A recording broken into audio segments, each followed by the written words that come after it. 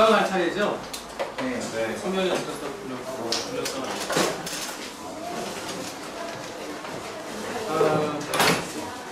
제가 작년에 여기 나왔더니요. 와. 예. 작년 걸린 거 부러워해 저는 진짜 작년에 걸린 거. 얼굴이 좀 많이 안 보여요. 오늘 이제 마음 열기 5번째 강의 마무리인데요. 예, A4 용지를 9등분으로 한번 적어보실까요?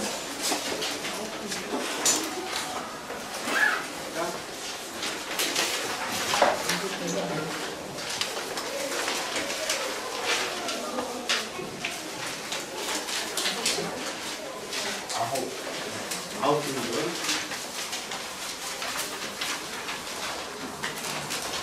괜히 힘들게 왜 적으라 그런지 모르겠어요. 그냥 연필로 그리셔도 돼요. 정확하게 하느라고.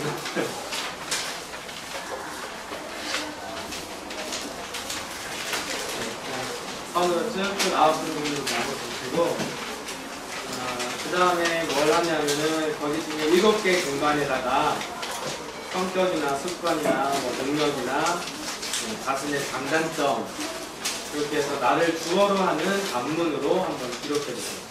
나는 뭐뭐 어떻다, 나는 어떻다. 한번 해볼까요?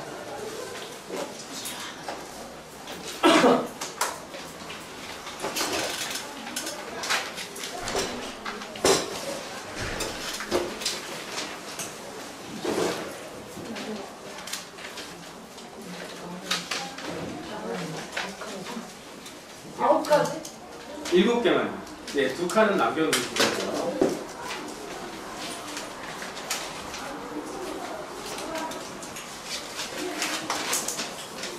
물도라니 생각하시는 거. 그냥 생각나는 거 빨리 적으시면 돼요.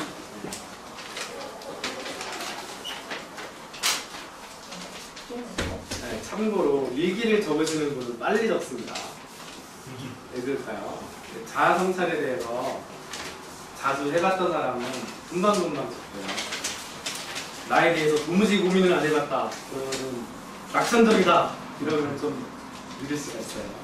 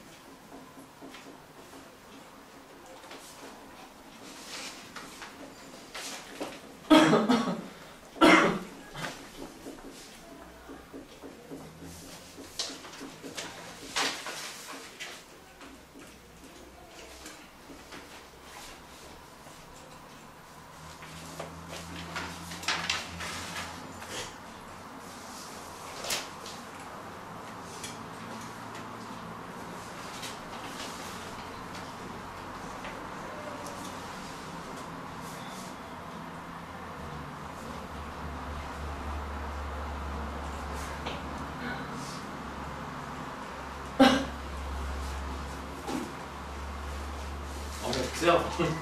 네, 많은 금방 안 되죠.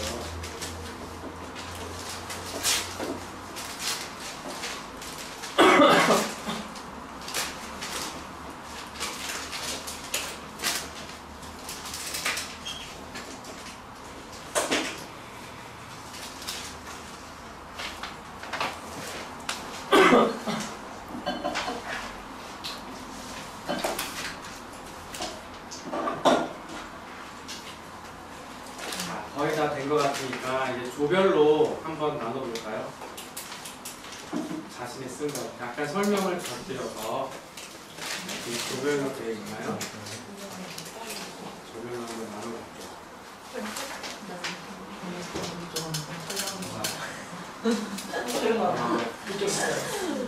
예, 이렇게 보시다시피 그냥 보시다시피 내가 말하는 건 아니야.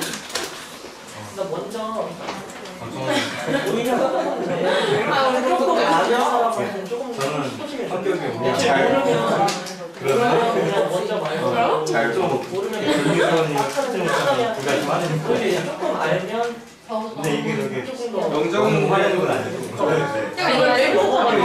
하나만 주세요. 예외적이고 그림을 좀 가끔 버릴 수 있어요. 일반은 제가 계획을 너무 많이 짜고 막 누가 막 설명하는 게 없는 거 그림만 이렇게 그리는 습관이 있어요. 가끔 버리는데 최근에 그 어른들은 안 좋은 걸 했어요. 그 능력은 긍정적인 하나님께 그리고 장점은 오히려 막 닥치면 어떤 거에 잘 챙겨주는 잘될 거야. 약점이 안 돼서 그냥 다 긴장하면 그거하고 하는데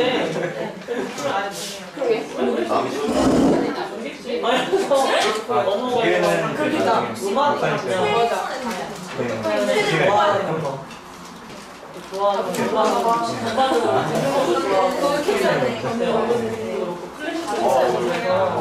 그리고 아이들 너무 좋아요 진짜 예배자 들어가. 아이들 너무 좋아요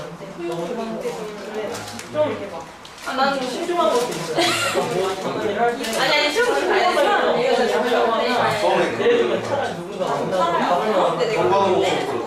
어떻게 가야 되는지 이거는 어떻게 내가 특별한 거 어릴 때는 한 번은 미리 한 번 거기까지 걸어가본 적도 있었어요 제가 이거 길을 헤매면 안 돼요 있는 것만 받은 거랑 굉장히 거랑 다르니까 한 번 잡은 적도 있고 그렇게 막 이것저것 생각이 너무 많고 필요한 게 많아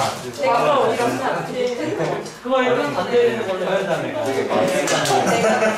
진짜 누군가가 안 잡아주면 제가 한 번에 저한테 7, 고민이 8번 제가 사주간다에 카톡을 해서 직권을 그래서 제가 열어보니까 저물을 느끼고 제가 쓰는 걸로 내가 가장 어느 순간 근데 서연한테 그랬어요. 서연아 그래 친해지고 싶긴 했어. 이게 많이 다르다. 다 성격 괜찮으니까. 안될 거야 안 될 거야 근데 그냥 낯을 가려고 하는데 부끄러워하는 애들 아니까 그래서 애들 아니까 진짜 말이 그러냐 우울증하고 이걸 하면 이게 안 되니까 많이 빠지고 그때보다 수련이 있을 때 좋다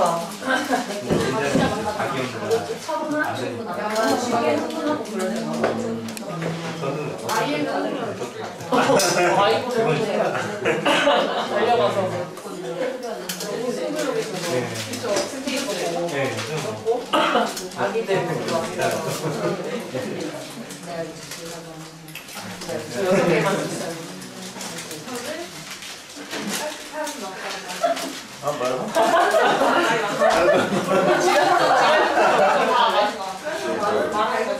이제 뭐해?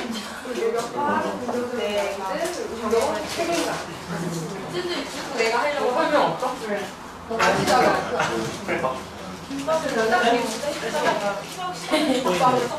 재밌을 것 같은 것만 말하면 치즈 만들어서 오지랖이 나는 거야. 이거 쓰다가 느낀 건데 일기를 안 쓰는 거야. 맛있는 음식 먹는 거 엄청 좋아하고 그리고 나는 멋있을 때도 있다라고. 멋있다는 아니고 멋있을 때도 있다. 맞아요 알고 있어 끈기가 더 필요하다. 끈기가 더 필요하다. 오빠 오지랑 여기다 이렇게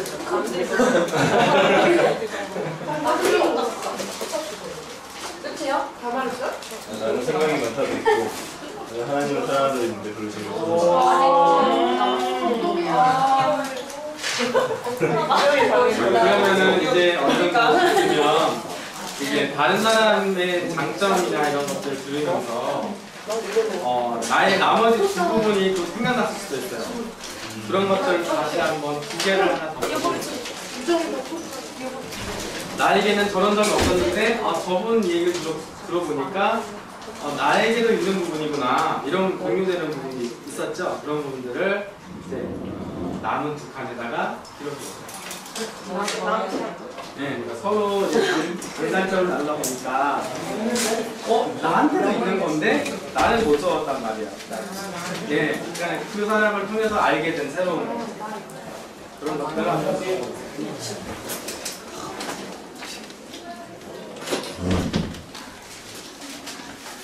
어서오세요. 앞으로 오셔도 되는데.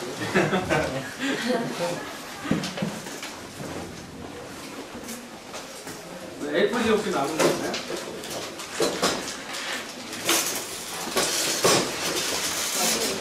네, 지금 아이스 브레이크 하고 있습니다. A4지에다가 9등분을 해가지고요. 나는 어떻다, 이렇다, 이런 것들을 한번 적어보는 시간. 네, 5과 하고 있습니다. 5과.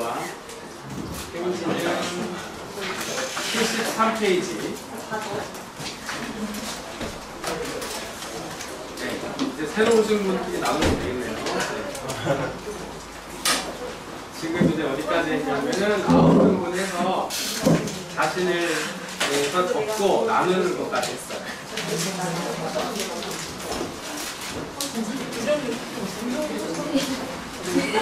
내가 너무 많이 웃으면 아니야. 이걸 되게 쓰다고.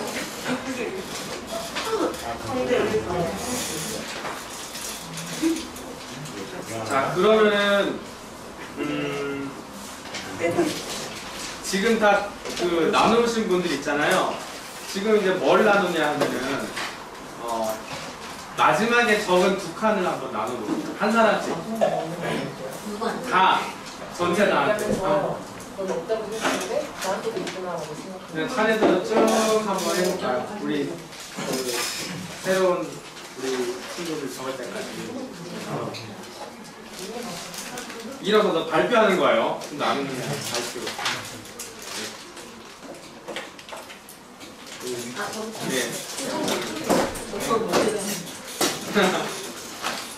저는 희원이랑 같이 7가지 저의 특성, 장단점 이런 거 나눴는데 나머지 2개에서 제가 미처 생각하지 못했던 저의 모습 중에 저는 말이 많다는 것과 생각해보니까 저도 말이 많더라고요. 희원이가 본인이 말이 많다는데 그것과 저는 제가 사람을 정말 좋아한다는 거 이거 2개를 다시 한번 생각했습니다.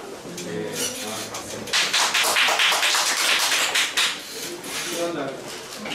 저는 담이랑 나누면서요.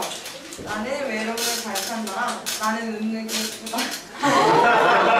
근데 찡그리고 있는 것보다 웃는 게 예쁘잖아요. 맞아요. 네. 저는 승태이가 얘기해줬던 음악을 좋아한다를 다 추가했고요.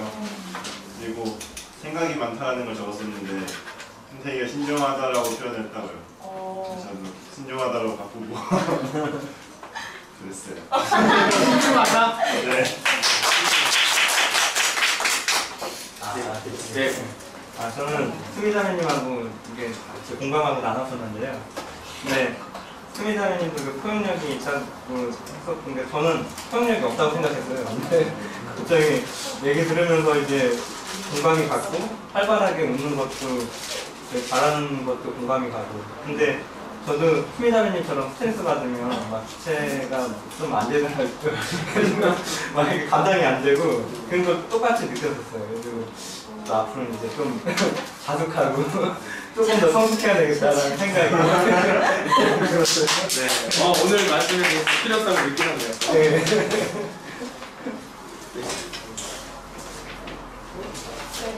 저는 승택이랑 미연이랑 영정 오빠랑 같이 있는데 우선 영정 오빠가 하나님을 사랑한다라고 말씀하시는 걸 듣고 모두 공감을 했고요. 저희 팀원이. 그리고 미연이가 썼던 책임감이라는 것도 같이 나왔습니다.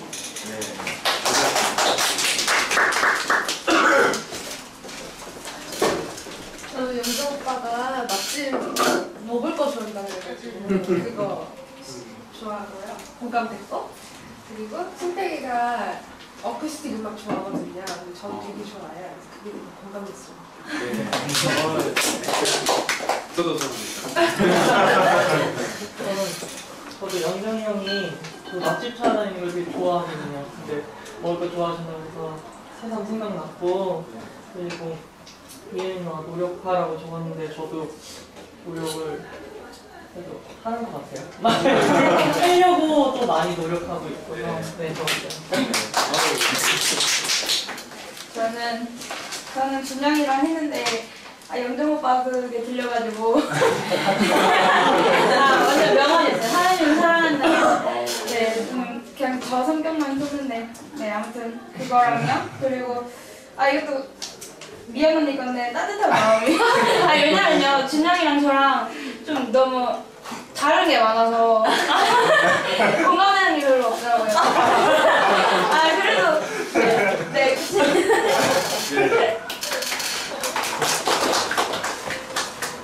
유정이랑 나눴는데 나누다가 영정이 형이 하신 영향이 크다. 생각이 많은 그래서 이제 생각이 굉장히 많은 썼고요.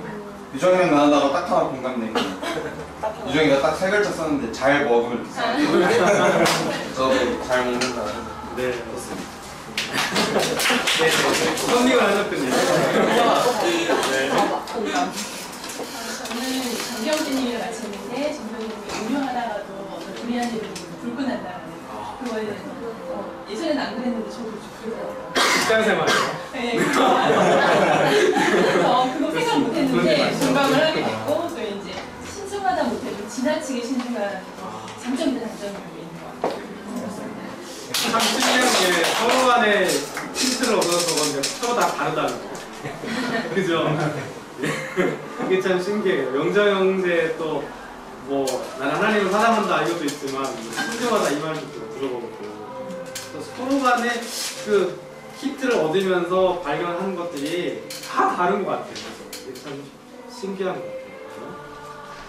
네, 우리 이제 그 세 분도 지금 이제 다른 사람들 다 발표하다 보니까 자신도 지금 생각이 나는 거죠, 그죠? 네, 그렇게 해서 9개를 지금 다 메꿨습니다. 자, 이제 이걸로 뭘 하냐면은 이제 다 한번 잘라보세요. 잘라서 내가 가장 간직하거나 발전하고 싶은 것, 발전시키고 싶은 것은 제일 오른쪽에. 그 다음에 순위를 한번 쫙 매겨보세요. 그 다음 해서 제일 버리고 싶은 거는 왼쪽에. 이렇게 가는 거예요. 그래서 차선, 차 이런 것들을 한 번씩 여러분들이 판단을 한번 해보세요. 이것보다는 이게 더 안 좋은 것 같아. 이것보다는 더 갖고 싶은 게 좋아요. 여러분들.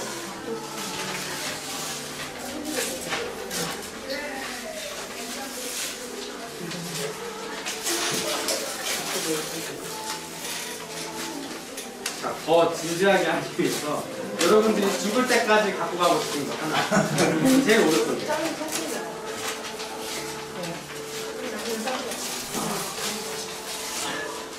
그냥 바람직한 답안보다는 내가 원하는 거를 제일 오른쪽에 넣는 게 정직하게.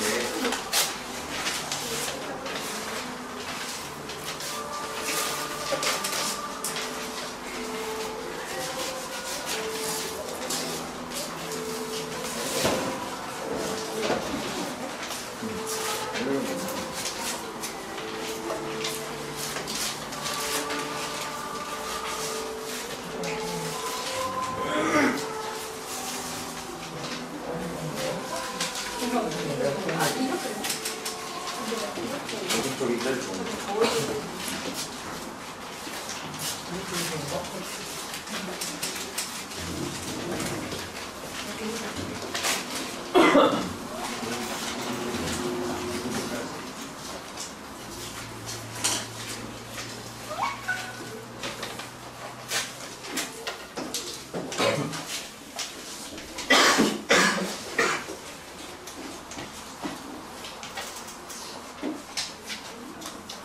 사뭇 진지해질 수가 있죠.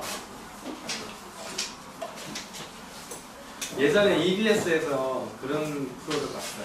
지금 이제 디지털 카메라가 지금 너무나도 통준화되어 있기 때문에 지금 아무도 필름 카메라를 쓰지 않죠, 그죠? 근데 24장들이 있는 필름을 구식 카메라에 넣어서 이제 청년들한테 나눠줬어요. 그래가지고 매일 내 인생이 끝난다 생각하고 그 24장의 사진을 찍어오라 그랬어요. 그러니까 이렇게 아무렇지도 않게 디지털 파일화되는 그런 셔터들은 우리가 너무 쉽게 잘 누르잖아요. 뭐 심지어는 연속사로 다다다닥 이렇게 찍기도 하고. 그런데 내 인생에 24장의 이 필름이 남아있다 생각하니까 셔터 누르는 게 되게 진지해지더라고요. 내 인생에 어떤 사진을 남길까 하다가 어떤 사람은 자기가 다녔던 초등학교에 가서 사진을 찍기도 하고 자기 의미 있는 장소에 가서 사진을 이제 찍어 오는 거예요.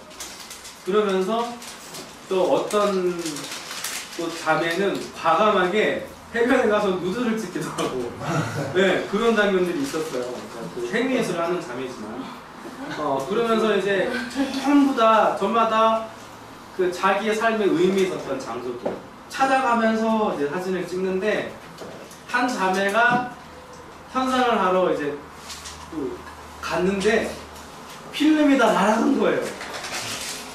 근데 이제 그 자매가 울기 시작하는 거예요.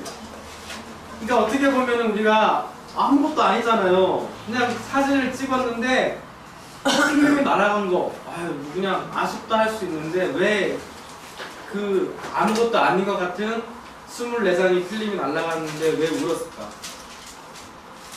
그 사진에는 자신의 삶의 의미가 담긴 그런 사진이거든요. 그러니까 우리가 지금 이런 이제 작업들을 하는 것도 보면 아무것도 아닌 그냥 A4지 9등분 해가지고 적은 거예요. 서로 웃으면서 막 장난스럽게 나누기도 하고 재밌게 나눴던 그런 내용들인데 요 아무것도 아닌 것 같은데 우리가 의미를 제가 방금 부여했어요. 내가 죽을 때까지 가지고 갈 수 있는 거, 갖고 가고 싶은 거 고르라고 했을 때 우리가 좀 이제 진지해지거든요. 그랬을 때 여러분들이 가장 가지고 가고 싶은 거 한 개, 그 다음에 가장 좀 없었으면 좋겠어. 제일 왼쪽에 있는 게 있습니다. 그것만 2장만 가지고 나머지는 다 이제 넣어버리세요. 주머니에 넣거나. 네. 가장 오른쪽에 있는 것, 가장 왼쪽에 있는 것만 두고요.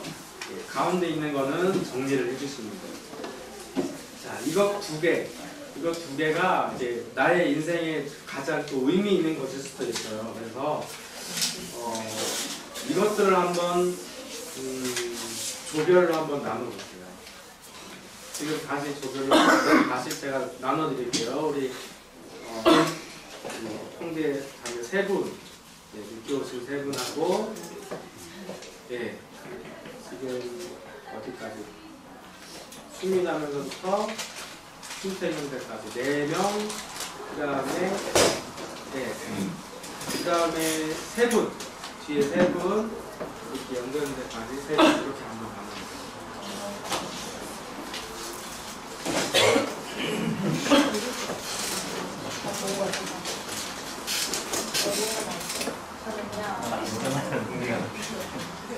네 개나 되는데 세 개나.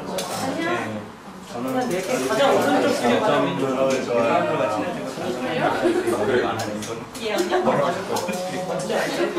네, 제가 잘못했어요.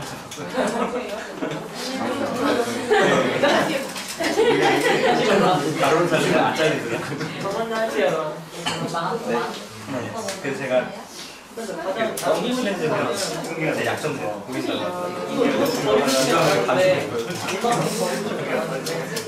그리고 제가 성격이 오냐고 섭제 못하면 그 아이들 좋아하는 더 화내는 거. 둘이를 보면 요거는 다 이거는 되게 그러니까 살아서 친한 사람들한테는 그러니까 사람 이미지를 보이고 이미지를 생겼어요. 그러니까 온유는 착하고 단순하고 저희 부모님한테 들을 때 저는 바보 같은 건데 약간 소심한 거나 단순하다고 하더라고요. 진짜 마트 가는 거 되게 좋아하는데 이런 가지가지. 살짝 충동 구매급이야? 마트 가서 돌아다니는 걸 좋아하는데 막 진짜 누군가 잡아주지 않으면 진짜 하루에 몇십만 원 써요. 신발 때 이거 써요, 저거 써요. 그냥 집어서 이게 어떤 때는 좋은 과자 같은 거 살 때도 그냥 누가 과자 그냥 담고 많이 담고 해서 계산하면 한 5, 6만 원 과자만 나오고 먹긴 먹어요. 차에 집에서 아, 그러니까요. 왜냐면 과자를 뭔지 보니까 제가 치포테토 되게 좋아하는데 사달라면 그냥 한 박스 하거든요. 한 달 정도 먹어요. 한 박스 하고 매주 교회 가요. 혼자 드시지 마시고 나눠 먹으시잖아요. 이거 조금 조절해야 될 것 같아요. 도전하지 마시고 가져오세요. 이거 진짜 안으로 신가요? 나는 맞아요. 아니에요. 아니 그럼 당연히 찬양하시는 제가 부러웠는데 제 목소리가 어디서 안 좋거든요. 그래서 점수를 가보신다라는 생각이 들었는데 그제 사냥 맞아 이런 거 진짜 꾀꼬리처럼 막 이렇게 올라가는 밤에 하고 그리고 쉬울 때 벌렁대면서 다 하고 언젠가 자민들처럼 진짜 되겠죠. 이런 거 저는 좋아하는 건 하나님을 사랑하고 배려하는 이거는 배려하는 초등학교 때부터 항상 성적 때 나오는 선생님들이 막 말씀하시는 소리가 항상 주변을 돌아보지 않는 배려하는 마음이 이런 게 되게 많았어요. 항상 성적 때 나오는 날마다 제발 좀 공부 짜게 하고 나좀 늦게 초등학교 때 임원 활동 되게 많이 했는데 임원 활동인데 배려심이 없다고 막 써지는 초등학교 때 그때부터 뭐가 항상 나를 배려해야지 생각해야지 이런 게 딱 뭔가 있어서 이거는 아직도 많이 부족하지만 저도 회사 가면 막 깨지거든요. 안 좋은 거 되게 제일 안 좋은 게 소심함 너는 너무 약간 실수하면 안 그다음에 돼. 겁이 많은 어떻게 보면 둘이 되게 많은데 없어도 되는 거 만들 수도 있잖아. 버리고 싶어 다 싸는 거. 조금 수평 좀 있어서. 그런 거 맛있는 물산 같이.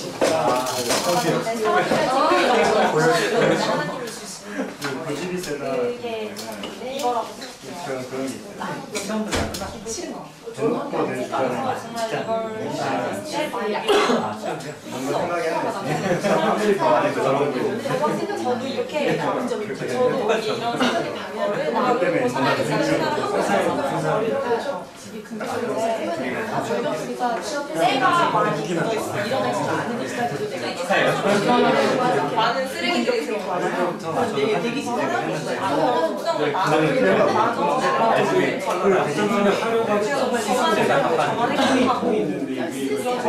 원래 유행을 하고 싶었는데 기회가 없어가지고 부모님 하신 거니까 수목질 잘 됐어요. 제가 저는 이게 뛸것 같은데 부담이 좀 실수하는 거 엄청 깨지겠지. 네, 시장이 너무 가까우니까 좀 늦잖아요. 9시 30분이라서 좋을 때 제가 물건이 많이 가지고 수당이 없다 보니까 내가 말하기 때문에 진짜 엄청 사람들이 다 반렸죠. 아니 제발 나 진짜 이 기도가 필요하니까 또 가요. 좀 그런 게 계속 어려운 일만 당하다가 기분이 주님이 주신 대로 당연히 아니요. 저는 중학교 때부터 정말 지금 좀 따라요. 원래 여자친구한테 끌어가야 되는데 남자친구한테 아니요. 개인 교회 다니다가 이제 나눔이 어떤 더 정리가 됐고요. 자, 오늘 우리가 나눠봤던 뭐 나의 가장 간직하고 싶은 것들, 개발하고 싶고 발전시키고 싶은 것들 그 다음에 가장 좀 고치거나 다듬었으면 하는 방법, 그런 것들, 이것을 가장 잘 다듬기 좋고 가장 또 그것들 잘 발전시킬 수 있는 가장 좋은 도구이자 선물이 바로 말씀이에요. 말씀. 그래서 오늘 말씀의 기능에 대해서 우리가 한번 살펴보도록 하겠습니다. 자, 말씀 보기에 이제 들어가겠는데요. 자, 한번 보겠습니다. 크리스천에 있어서 말씀은 선택이 아닙니다. 74페이지요. 봐도 되고 안 봐도 되는 것이 절대 아닙니다. 다시 말해서 당신이 리더이건 어리건 눈이 침침하건 노인든지 무조건 성경을 가까이 해야만 한다는 것입니다. 왜 성경이 모든 크리스천들에게 선택이 아닌 필수인지에 대해서 3가지 이유가 있습니다. 라고 했는데요. 첫 번째 이유가 뭐냐면은 본질에 관한 거예요. 기독교는 말씀의 종교입니다. 말씀의 종교. 뭡니까? 기독교는 말씀이 곧 하나님이라고 가르치는 종교입니다. 요한복음 1장 1절 같이 읽을게요. 시작. 태초에 말씀이 계시니라. 이 말씀이 하나님과 함께 계셨으니 이 말씀은 곧 하나님이시라. 말씀이 곧 하나님이시니라 라고 말씀을 하고 있습니다. 때로는 우리가 이중인격인 사람이 있어요. 이중인격인 사람은 자기 인격이 아닌데 다른 말을 할 수 있어요. 근데 하나님은 절대로 겉과 속이 다르신 분이 아니에요. 진실되신 분이세요. 그래서 말씀 자체가 곧 하나님이세요. 근데 무슨 말인지 이게 접수가 되세요? 네, 말씀을 하신 거는 곧 하나님이세요. 하나님의 전부가 담겨있는 것이 바로 말씀이라는 거예요. 자, 보니까 성공한 사람은 주제 파악을 잘하는 사람입니다. 마찬가지로 성공적인 신앙생활을 위해서도 주제를 잘 파악해야 합니다. 기독교에서 말씀이 얼마나 절대적인 위치를 가지고 있는지 몇 가지 예를 살펴보겠습니다. 첫 번째, 유상을 만들지 말라. 자, 제2계명에서 세계 유상을 만들지 말라고 하신 궁극적인 의도는 하나님을 형상하지 말라는 것입니다. 신명기 5장 8절 같이 읽겠습니다. 시작. 너는 자기를 위하여 세계 유상을 만들지 말고 위로 하늘에 있는 것이나 아래로 땅에 있는 것이나 땅 및 물속에 있는 것에 어떤 형상도 만들지 말라고 있습니다. 구약을 보면은 이렇게 그냥 어떤 것들이든지 형상으로 만들지 말라 그냥 이렇게만 말하면 되는데 하나님이 하늘에 있는 것이나 땅에 있는 것이나 물 아래 물 아래에 있는 것들 어떤 형상도 만들지 마라 이렇게 구체적으로 다 찍어주신 이유가 뭘까요? 구체적으로 이유가 뭘까요? 그만큼 피해가지 말라는 거예요. 자세하게 알려주신 거예요. 그러니까는 우리는 막 그냥 생물을 우상하지 말라. 그러면 우리는 막 돌려도 갖다 놓잖아요. 돌 갖다 놓고. 그래서 돌한테 가서 빌고. 그럼 우리는 자꾸 예외 조항들을 만드는데 하나님은 계속 어떤 것이든지 강조하기 위해서 이렇게 해놓으신 거예요. 근데 하나님의 이름이 하나님이 아니죠. 그죠? 우리가 토착화된 거예요. 원래 있던 우리 민족이 쓰던 신을 일컬었던 말이 하느님이에요. 하느님. 이거를 가지고 왔을 때 우리는 하나님으로 선교사들이 용인을 해준 거예요. 그러니까 이스라엘에는 하나님, 원래 유대인들은 하나님을 하나님이라고 부르지 못해요. 그래서 유대인들은 자음으로 되어 있어요. 히브리어가 자음으로 모음이 없어요. 그러니까 그냥 기역, 니은, 디귿, 리을 이렇게 하면은 모음을 알아서 붙여서 읽어요, 그 사람들. 힘들지 했죠, 그죠? 근데 하나님을 어떻게 발음하는지 몰라요. 그래서 자음의 앞글자만 따서 아도나이, 주 이렇게 그냥 부르는 것이지 야훼도 아마 발음이 이랬지 않았을까 하고 해서 우리가 여호와라고 부르는 것이지 하나님도 자신의 이름을 가르쳐주지 않았어요. 왜 가르쳐주지 않았을까요? 형상화시키지 말라는 거예요. 그러니까 하나님의 이름을 우리가 부르게 되면 하나님의 이름을 망령되게 일컫지 말라고 했는데 하나님이 만약에 이름이 있다 그렇게 돼버리면 어떻게 될까요? 사람의 그 지적인 그 활동 가운데 제일 첫 부분이 뭐냐면, 제일 첫 단계가 뭐냐면 분류 작업부터 하잖아요. 우리가 처음에 가면은 뭐 옛날에는 뭐 철학과 신학과 뭐 법학이 다 이렇게 있었는데 지금은 다 과별로 다 나뉘어졌잖아요. 그것처럼 식물도 처음에 어떻게 해요? 막 종별로 속별로 막 나누잖아요. 그것이 먼저 지식의 어떤 첫 단계거든요. 근데 하나님도 그렇게 돼버리면 어떻게 될까요? 한 부류로 평가가 돼버리는 거예요. 만약에 제우스가 있고 뭐 붓다가 있고 예? 알라가 있고 하나님이 있고 이렇게 돼버리면 어떻게 될까요? 하나님의 유일성, 하나님의 그 전지전능하심이 침해가 되겠죠. 그래서 하나님은 사람에게 이름을 안 가르쳐줬던 거예요. 모세가 그러잖아요. 모세가 출애굽하기 전에 떨기나무에서 나타나신 하나님이 뭐라 그래요? 그 너를 애굽에서 보내어서 유대인들을 구원하게 하겠다 그랬을 때 모세가 그러잖아요. 당신을 내가 누구라고 하리니까, 누가 나를 그들에게 보내어 딱 말하리니까 하니까 하나님께서 뭐라 그랬어요? 나는 스스로 있는 자다 라고 말씀하셨잖아요. 그러니까 그 말이 왜 그렇게 하셨냐면은, 하나님의 만약에 이름이 있으면요, 하나님은 현재에도 계시고 과거에도 계시고 미래에도 계세요. 그러니까 여기가 과거고 현재고 미래예요. 근데 하나님은 어디든지 계시는 거예요. 근데 하나님에게 이름이 있다고 해버리면 하나님의 이름을 부르는 순간 어떻게 돼요? 하나님을 불렀던 그 순간은 과거로 가버렸죠. 그러니까 하나님은 그걸 용납할 수가 없는 거예요. 당신의 이름이 뭡니까? 당신의 이름을 부르는 순간 당신은 과거로 돌아가면서 다 과거에 기억된 사람이 되는 거예요. 근데 하나님은 존재의 양식상 그럴 수가 없는 거예요. 나는 미래에 있을 것이다가 아니고 미래에도 있다라고 말씀하시는 거예요. 하나님 시제가 그래요. 그렇기 때문에 하나님은 형상할 수 없는 거예요. 절대 사람의 언어로나 물질로 형상하는 것을 절대 용납할 수 없으신 분이세요. 그렇기 때문에 하나님 여기는 철저하게 하시는 분이시기 때문에 이름도 가르쳐주지 않으시고 물질로 만드는 것들도 용납하지 않으세요. 자, 75페이지 밑에 보시면은 다른 종교에서는 최고의 중심의 종교적인 하나님 신상 제작이, 그죠? 신상이 없으면 종교가 아니라고 생각할 정도로 중요하게 생각하는 신상 제작이 하나님께서 그토록 허무하시는 범죄가 된대요. 그것은 하나님의 형상을 만들고 나면은 결국에는 그 하나님이 형상화 되면 하나님이 상대화될 수 있다는 거예요. 하나님이 여기 있다, 하나님 저기 있다. 그래서 하나님을 어떻게 해요? 내가 옮기고 싶은 대로 옮기는 거예요. 부엌으로 오세요, 부엌씨. 네? 다락에 오세요, 다락씨.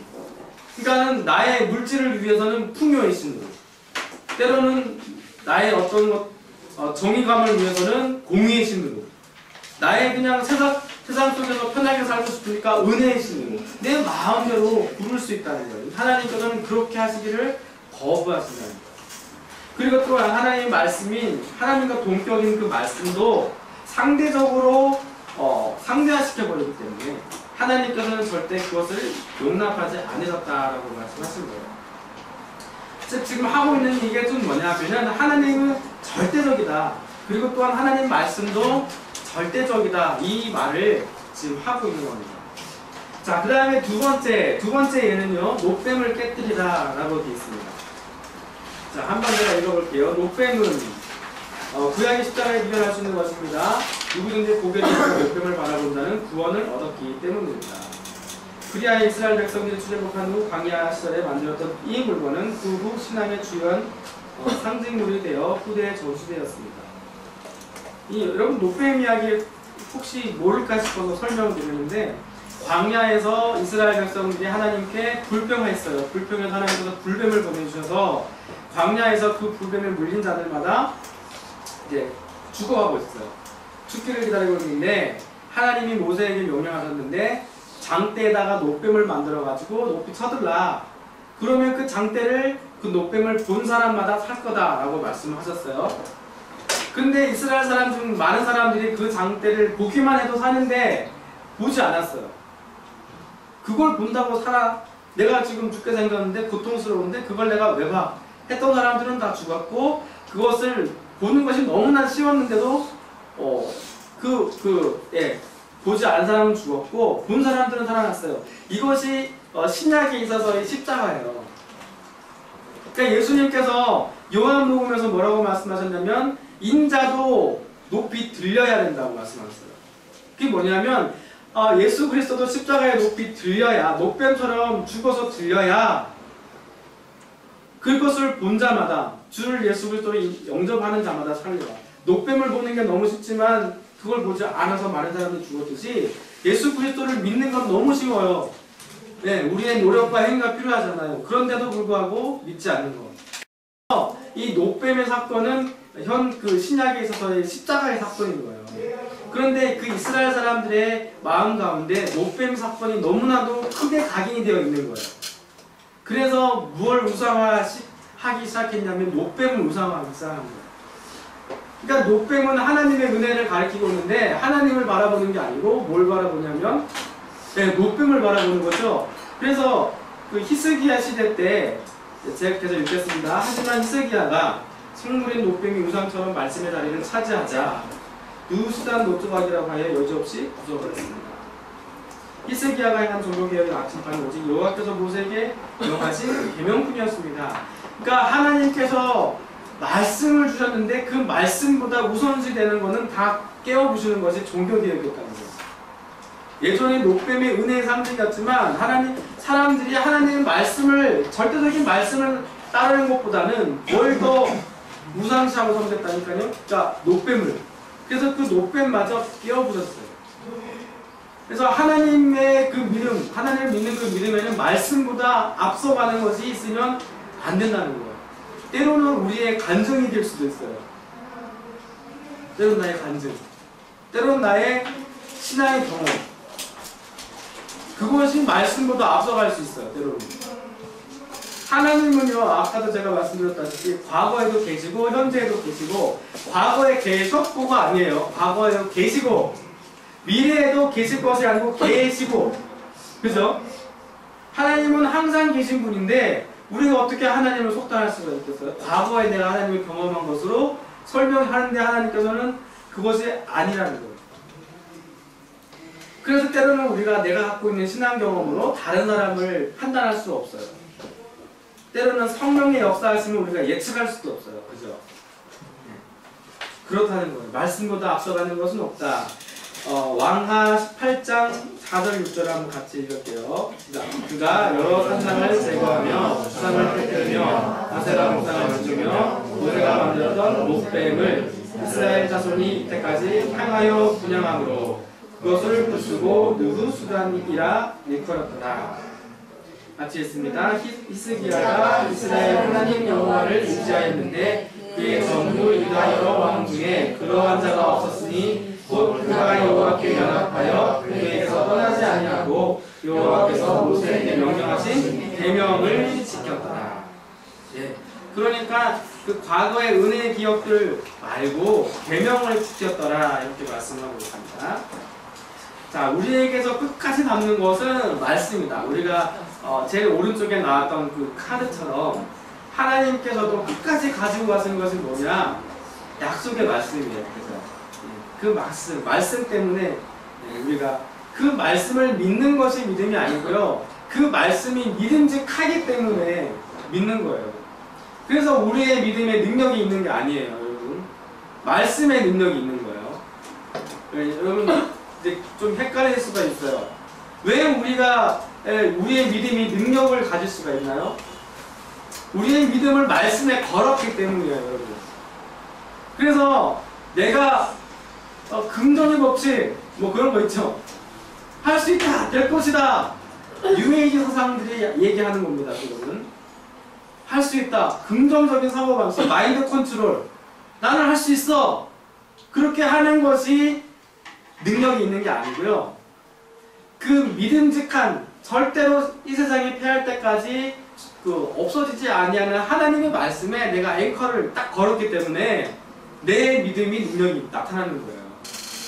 그래서 여러분들 내가 믿음으로 기도하라 그러면은 어떻게 기도하는 걸까요? 할 수 있습니다, 믿습니다 이렇게 기도하는 게 믿음의 기도가 아니고 하나님 말씀에 걸었을 때 그게 믿음의 기도가 됩니다. 하나님 말씀에 의해서 기도했을 때, 하나님 말씀대로 기도했을 때. 그래서 믿음으로 기도하는 건 어떻게 하는 건가요? 말씀 그대로 기도하는 거예요. 말씀 그대로. 하나님께서 이렇게 약속해 주셨죠? 하나님께서 이 말씀 끝까지 갖고 가시겠죠? 제가 그걸 믿습니다 라고 했을 때 그 믿음은 나의 믿음이 아니고 하나님의 약속에 되어있던 그 믿음이 나타나는 것을 믿죠. 그래서 끝까지 우리가 가져야 될 것, 모세에게 명령하신 계명을 지켰더라 이것처럼 말씀을 끝까지 가지고 가야 된다. 자, 세 번째 예는 무엇일까요? 성전을 무너뜨리라. 자, 여러분 제가 계속 갑니다. 구약의 성전은 이 지상에서 딱 한 곳에만 존재하는 거룩한 건축물로 하나님께서 실제 임하시는 지극히 거룩한 곳이었습니다. 물론 성전이 이렇게 중요한 이유는 그 성전의 핵심인 지성소에 하나님의 말씀이 보관되어 있기 때문이었습니다. 하지만 예수님은 성전이 점차 성령의 위치를 차지하고 가장 비성경적으로 운영되자 성전마저도 완전히 파괴될 것이라고 예언하셨습니다. 말씀보다 성전이 더 우선시되니까 어떻게 그런 일이 생겼을까요? 물론 성전 안에는 법궤가 있고 법궤 안에는 십계명의 그 비가 있어요. 그래서 또 그 성전 위에는 그 하나님의 영광이 임하는 그 시은자라는 곳이 있습니다. 그래서 하나님의 영광이 또 시은자가 또 어디 있냐면 지성소에 있거든요. 그러니까 성전 안에 지성소가 있기 때문에 하나님의 영광이 성전에 임하는 거예요. 그런데 그 이스라엘 백성은 그렇기 때문에 어떻게 생각했냐면은 이 성전이 이스라엘에 있는 한 이스라엘은 망하지 않는다라고 생각했던 거예요. 하나님의 영광이 여기 있기 때문에. 그런데 말씀과 성전이 서로 대치되는 때가 있었어요. 언제냐면은 선지자들이 왔을 때, 이스라엘이 하나님을 배반하고 우상을 섬기고 악행을 저질렀을 때 하나님께서는 선지자를 보내셔가지고 이스라엘이 망할 거라고 예언하셨어요. 계속 망할 거라고. 그건 하나님의 말씀이었어요. 성전이 다 무너지리라 말씀하셨어요. 하나님께서. 그러면 뭐가 맞는 거죠? 하나님 말씀이 맞는 건가요? 아니면 이 성전은 절대 무너지지 않아 라고 하는 그 믿음이 맞는 건가요? 그죠? 예, 하나님 말씀이 맞는 거예요. 그래서 선지자들의 말대로 어떻게 됐습니까? 성전이 무너졌어요. 그리고 나중에 다시 헤롯 성전이 세워졌을 때 예수님께서 다시 그 성전을 보고 무너지리라 예언하셨습니다. 마가복음 13장 2절 말씀 같이 읽겠습니다. 자, 예수께서 이르시되 내가 이 큰 건물들을 보느냐 오늘라도 돌 위에 남지 않고 도가 무너뜨려지리라. 건물에 불과하다는 것이죠. 이것은 하나님 말씀이 아니라는 거예요. 이처럼 기독교에서 성경의 위치를 대신할 수 있는 것은 아무것도 없습니다. 기독교는 말씀의 성경입니다.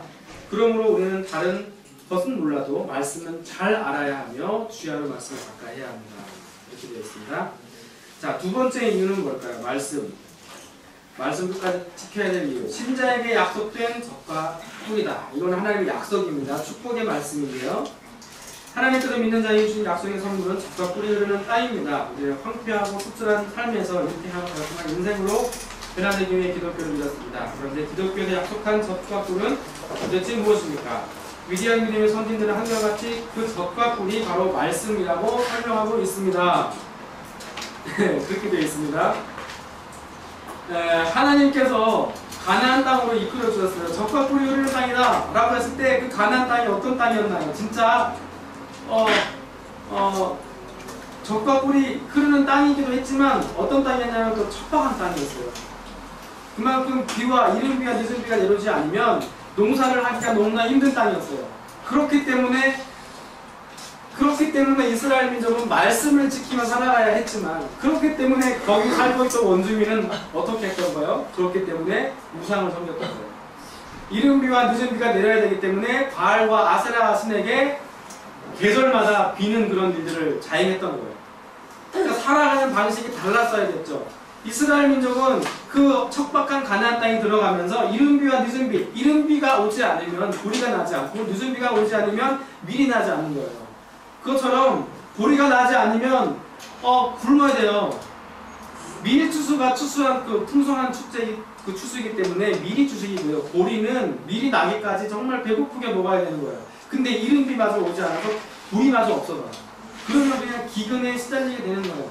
그런 땅에 들어가기 때문에 이스라엘 민족은 더 말씀에 하나님 말씀에 순종하는 민족이 되어야 됨에도 불구하고 원래 그 땅에 필요악이었던 아세라와 바알신을 이스라엘이 섬기게 된다는 거죠. 그러니까 눈에 보이지 않는 믿음보다 눈에 보이는 현상들이 더 크게 느껴졌다는 겁니다. 그것이 믿음 없는 자들의 특징입니다. 근데 이스라엘이 기대했던 젖과 꿀은 그 땅에 있는 소산물이 아니라 바로 말씀이었다라고 성경은 얘기하고 있는 거예요. 어떻게 그렇게 되어 있나 볼까요? 베드로전서 2장 1절 말씀 같이 보겠습니다. 시작. 갓난아이들 같이 순전하고 신령한 말을 사모하라. 이는 그런 말미암아 너희로 구원에 이르도록 자라게 하려 하라. 신령한 것은 말씀을 의미하고 있죠. 시편 19편 9절 10절 말씀 같이 읽겠습니다. 시작. 여호와를 경외하는 너는 정결하여 영원까지 이르고 여호와의 것 천신하여다 의로우니 금 많은 순금보다 더 사모할 것이며 꿀과 순금보다 더 하리로다. 이 젖과 꿀이 좀 말씀을 의미하고 있다는 것입니다. 그렇다면 넘어가겠습니다. 18페이지. 그렇다면 성경이 가지고 있는 네 가지 맛은 구체적으로 어떤 것입니까? 어떤 맛이 날까요? 디모데후서 3장 16절 말씀 같이 읽겠습니다. 시작. 모든 성경은 하나님의 감동으로 된 것으로 교훈과 책망과 바르게 함과 의로 교육하기에 유익하니. 자, 이 말씀은 목회자의 기능과 거의 동일해요. 목회자를 주신 것도 교훈과 책망과 바르게 함과 의로 교육하니. 그러니까 목회자의 기능도 결국 말씀의 기능과 동일하니까 말씀으로 가리키는 것이 목회자의 사명이죠. 그래서 교훈, 우리에게 교훈을 주는 거예요. 성경의 이야기들을 봤을 때 성경 인물들 통해서 교훈을 얻고 때로는 이스라엘이 겪었던 징벌들을 봤을 때 역사적인 교훈들을 얻게 되는 거죠. 우리가 우상을 숭배하고 하나님을 떠났을 때 어떠한 결과가 일어나는지를 보는 것이죠. 그 다음에 책망의 말씀을 통해서 때로는 말씀으로 날 치기도 합니다. 내 양을 먹이라 내 양을 치라. 칠 때 여러분 목자가 양을 칠 때 막대와 지팡이가 있습니다. 막대는 양을 인도할 때 쓰는 거고 지팡이는 양을 칠 때 쓰는 거예요.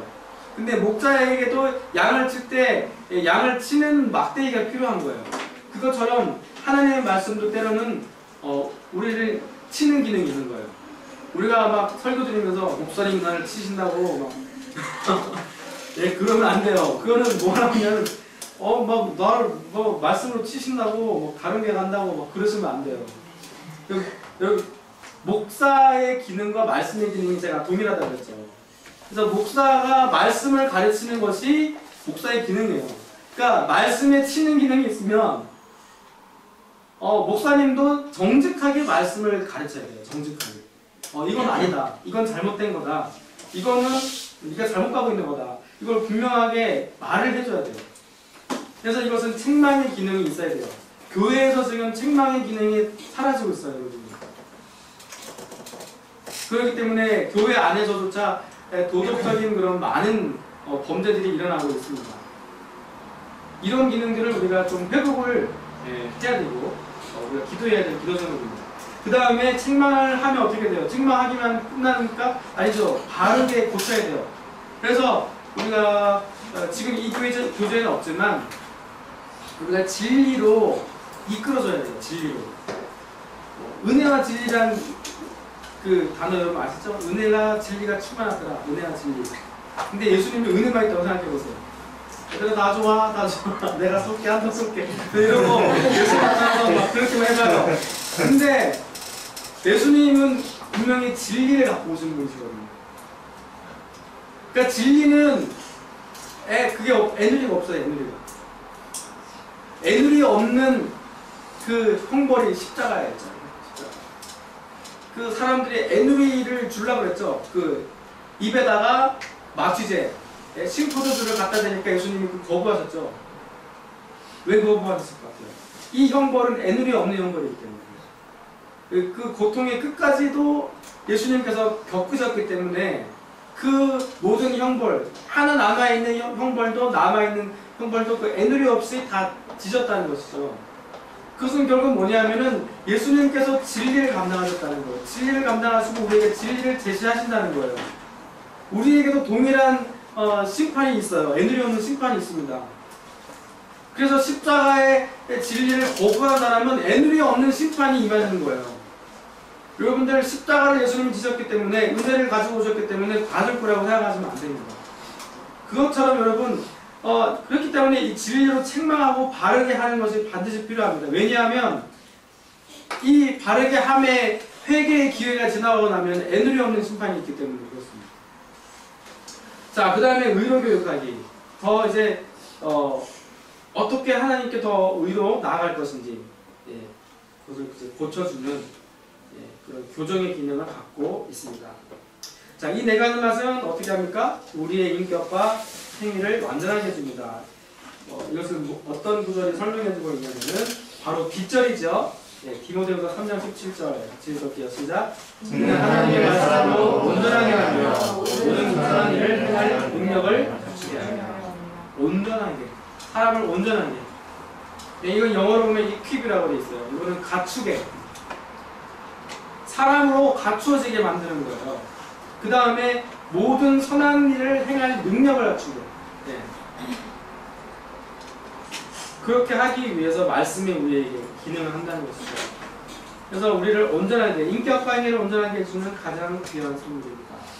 자, 세 번째 이유. 말씀을 우리에게 주신 세 번째 이유는 뭐냐면, 세 번째, 신자와 비신자의 유일한 차이가 바로 말씀이 있고 없고의 차이입니다. 예수님은 새 포도주는 낡은 부대가 아닌 새 부대에 담아야 된다고 말씀하셨습니다.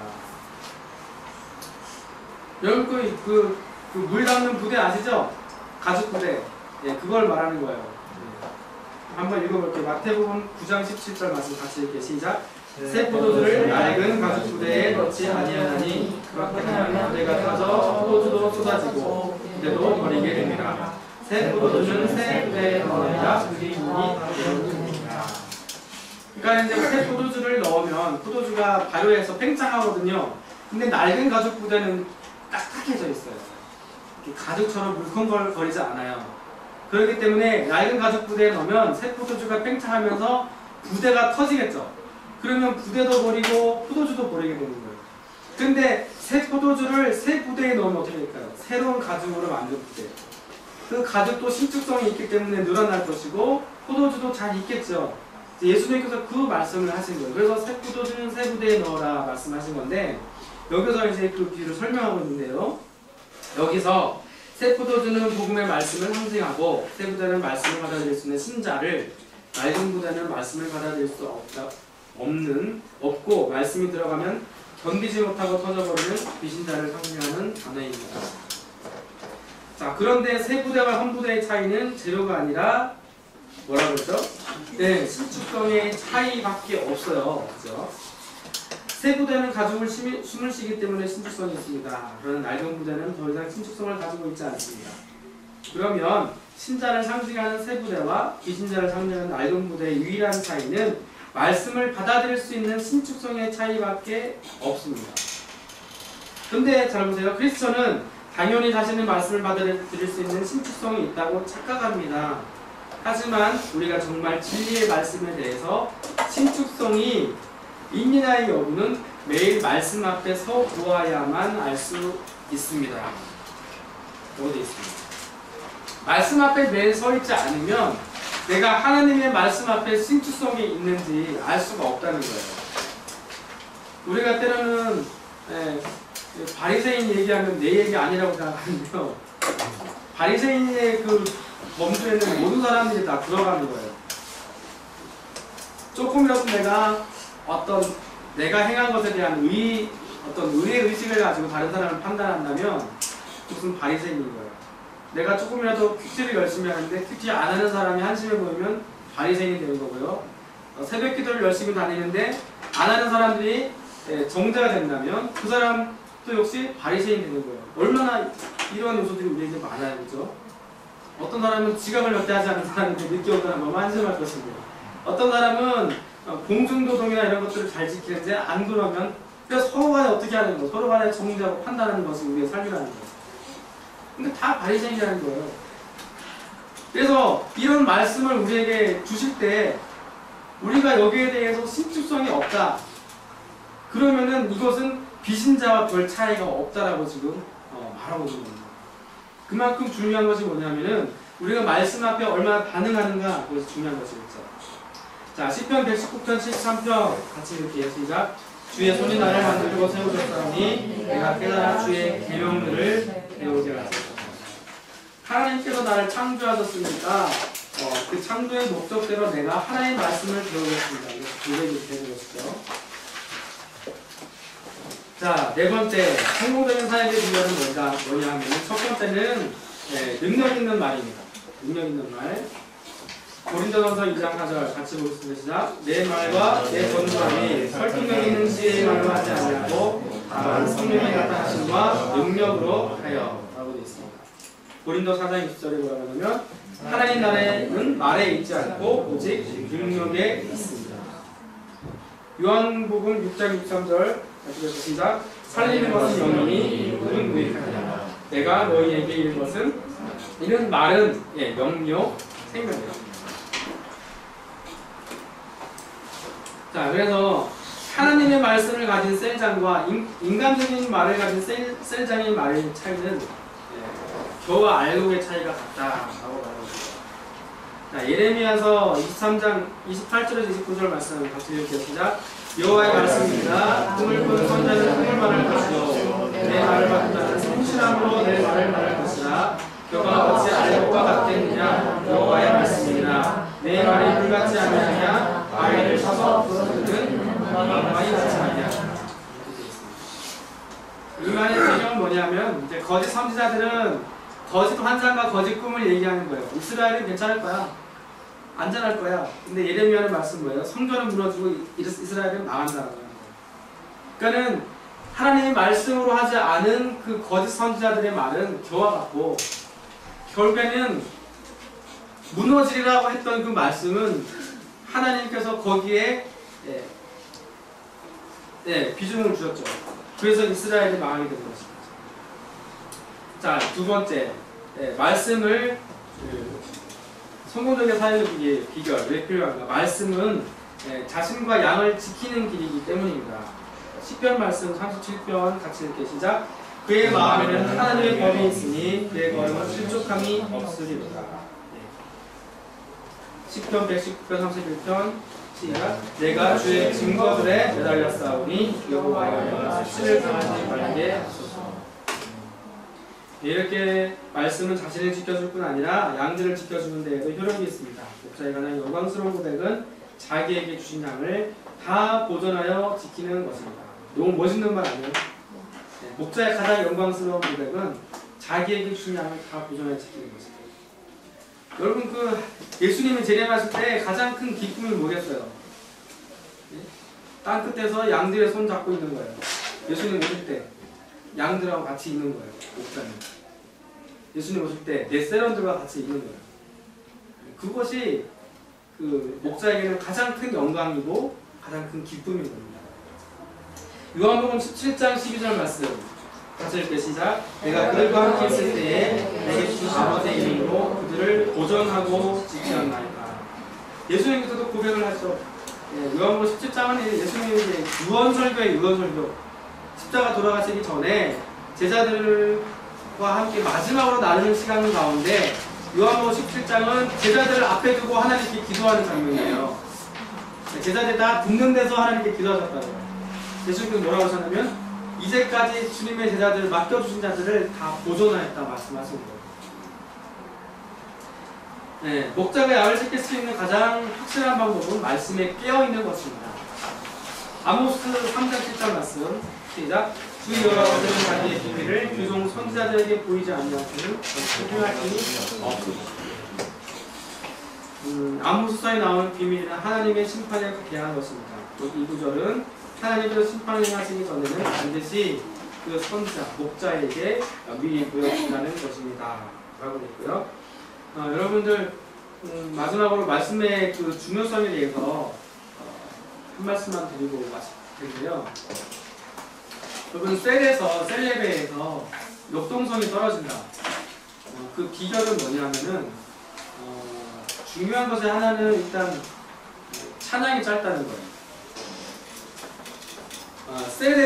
셀레베의 역동성이 떨어지는 가장 쉬운 방법은 뭐냐면 순서만 지키면 돼요. 순서만. 첫 번째 웰컴, 자, 두 번째는 뭐지?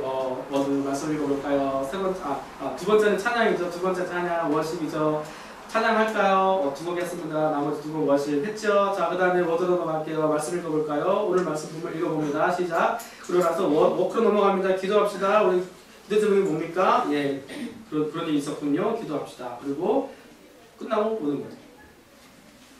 포토블랙을 다 드렸는데 왜 성령의 역사가 안 나타날까요? 뭐냐면은 성령의 자유로운 역사가 언제 나타나냐면 워십 때 나타나요. 찬양을 너무 짧게 해서 그래요. 찬양을 너무 짧게. 그리고 우리가 때로는 기도를 대화식 기도로 할 필요가 있습니다. 기도를 통성 기도가 아니고 각자의 주시는 음성을 이렇게 나눠볼 필요가 있어요. 통성 기도는 뭐냐면은 같은 주제를 가지고 나누는 기도예요. 근데 대화식 기도는 뭐냐면은 각자마다 다른 주제로 기도하는 거예요. 성령이 주시는 음성으로. 그러면은 그 성령께서 이 모임을 어떻게 끌어가실지를 아무도 모르는 거예요. 리더는 알아요. 리더는 통성기도 1번, 2번, 3번 준비해왔어요. 우리 이걸로 기도합니다. 첫 번째 아멘 기도 주여 하면 기도합니다. 주여 하고 기도해요. 두 번째 주여, 세 번째 주여 그러고 하는데 주시옵소서 했는데 성령의 역사가 안 일어나요. 근데 성령께서는 그 모임에 다른 어떤 목적이 있어야 되는데 역사할 수 없는 거예요. 그런데 통성 기도가 아니라 때로는 대화식 기도는 각자의 그 음성이 주시는 말씀이 틀려요. 그런데 어떤 한 사람이 그거를 리더라고 해서 더 영향력을 가져가는 것이 아니고 어느 소자의 한 기도 제목도 기도도 그 공동체에 영향을 줄 수 있기 때문에 성령께서는 그 기도를 통해서 더 역동적으로 역사할 수 있어요. 그래서 찬양을 더 끌어가고 찬양을 한 20분 정도 끌어가세요. 20분 이상 끌어가시고 대화식 기도를 쓰시고 그 다음에 중요한 점이 뭐냐면은 개인 영성이 없으면 셀 예배가 죽어요. 여러분 설교 말씀만으로 주일 설교 말씀만으로 포터블루 예배가 안 나눠져요. 그렇게 안 되어 있어요. 그렇게 우리가 그래서 여러분 매일매일마다 개인적으로 큐티가 없으면 안 돼요.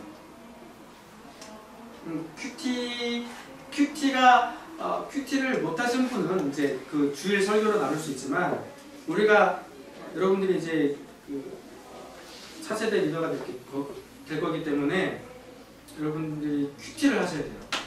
큐티를 하시고 큐티를 권장하셔야 돼요. 큐티가 안 되어 있으면 개인 영성이 없으면 공동체의 영성이 없어요. 그러니까 개인 영성이 없으면 셀 예배가 살아나지가 않아요. 그렇기 때문에 먼저 리더가 되실 분들은 먼저 큐티를 하는 말씀의 사람이 되셔야 됩니다. 그래서 교회에서 하는 뭐 통통을 하든지 아니면 큐티 학교를 하시든지 또 같이 모여서 큐티를 하는 거예요. 여러분 때로는 큐티 모임보다 포터블 예배가 능력 없을 때가 있어요. 왜 그럴까요? 말씀이 없기 때문에 볼 수 있는 거예요. 여러분 어떻게 일주일의 삶을 주일 설교만으로 살아갈 수 있어요? 주일 설교만으로 살아갈 수가 없어요. 매일매일마다 새로운 말씀으로 우리가 호흡해야 돼요. 그것이 없고 말씀으로 살았다라고 말씀으로 산 일주일을 어떻게 나눌 수 있겠어요? 셀 예배 때 형식적인 예배가 되는 거예요. 설교로 나눴어요. 설교로 나누는데 돌아가면서 쭉 나눠요. 앞서 예배 다 나눴고 뒷사람 할 말 없어요. 그러니까는 그건 말씀을 나누는 것이지 삶을 나누는 것이 아니잖아요. 삶을 나누는데 어떻게 그 말씀이 역사했는지 그 매일매일마다의 말씀이 있어야 되는 거예요. 그래서 이 말씀의 중요성 우리가 오늘 이제 보게 됐는데 말씀의 사역자가 되기를 다짐하는 이 시간이 됐으면 좋겠고요. 자 이제 조언이 한번 이제 나누어서 읽고 한번 나누는 시간을 가지도록 하겠습니다. 자 일단은 제가 기도를 인도를 하고 마치고 여러분들이 한 몇 분 되겠어요, 시간이? 한 10분 정도만 나누면 되겠죠. 한번 같이 나누시고 말씀하겠습니다. 기도하고 나누도록 하겠습니다.